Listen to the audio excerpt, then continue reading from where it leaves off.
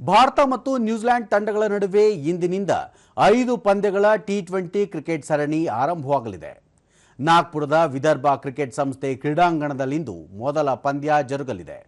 ಸಂಜೆ 7 ಗಂಟೆಗೆ ಪಂದ್ಯ ಆರಂಭವಾಗಲಿದ್ದು ಉಭಯ ತಂಡಗಳು ಸರಣಿಯಲ್ಲಿ ಶುಭಾರಂಭ ಮಾಡುವ ವಿಶ್ವಾಸದಲ್ಲಿವೆ. 3 ಪಂದ್ಯಗಳ ಏಕದಿನ ಸರಣಿಯಲ್ಲಿ ಆರಂಭಿಕ ಮುನ್ನಡೆಯ ಹೊರತಾಗಿಯೂ 1-2 ಅಂತರದಲ್ಲಿ ಸರಣಿ ಕೈಚೆಲ್ಲಿದ ಭಾರತ ತಂಡ ಟಿ20 ಸರಣಿಯನ್ನಾದರೂ ತನ್ನದಾಗಿಸಿಕೊಳ್ಳುವ ಭರವಸೆಯಲ್ಲಿದೆ. ನಾಯಕ ಸೂರ್ಯಕುಮಾರ್ ಯಾದವ್ ಆಕ್ರಮಣಕಾರಿ ಆಟದ ಮೂಲಕ ತಮ್ಮ ನಾಯಕತ್ವವನ್ನು ಬಲಪಡಿಸಿಕೊಳ್ಳಬೇಕಾಗಿದೆ. ಮುಂಬರುವ ಟಿ20 ವಿಶ್ವಕಪ್ಗೆ 3 ವಾರಗಳಿಗೂ ಕಡಿಮೆ ಅವಧಿ ಇರುವ ಹಿನ್ನೆಲೆಯಲ್ಲಿ ಟೀಂ ಇಂಡಿಯಾಗೆ ಇದು ಕೊನೆಯ ತಾಲೀಮು ಆಗಿದೆ. ಫೆಬ್ರವರಿ 7ರಿಂದ ಭಾರತ ಮತ್ತು ಶ್ರೀಲಂಕಾ ಆತಿಥ್ಯದಲ್ಲಿ ವಿಶ್ವಕಪ್ ನಡೆಯಲಿದ್ದು ಪ್ರಶಸ್ತಿ ಉಳಿಸಿಕೊಳ್ಳುವ ಒತ್ತಡ ಭಾರತ ತಂಡದ ಮೇಲಿದೆ. ಹಾಗಾಗಿ ಪ್ರವಾಸಿ ನ್ಯೂಜಿಲೆಂಡ್ ವಿರುದ್ಧದ ಟಿ20 ಸರಣಿಯಲ್ಲಿ ಭಾರತದ ಆಟಗಾರರು ತಮ್ಮ ಪ್ರಾಬಲ್ಯ ಮೆರೆದರೆ ವಿಶ್ವಕಪ್ಗೆ ಆತ್ಮವಿಶ್ವಾಸದಿಂದ ಅಣಿಯಾಗಬಹುದಾಗಿದೆ.